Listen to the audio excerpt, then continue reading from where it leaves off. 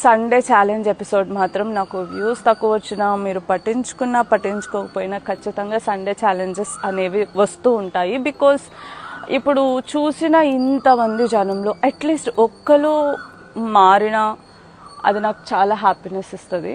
Hey wait, మీలో ఎవరైనా సూర్య namaskar challenge తీసుకున్నారా లేదా? ఒకవేళ తీసుకుంటే కామెంట్ చేయండి కింద. ఎన్ని సూర్య నమస్కారాలు చేస్తారు? 108 తీసుకున్నారా, లేదంటే 50 తీసుకున్నారా?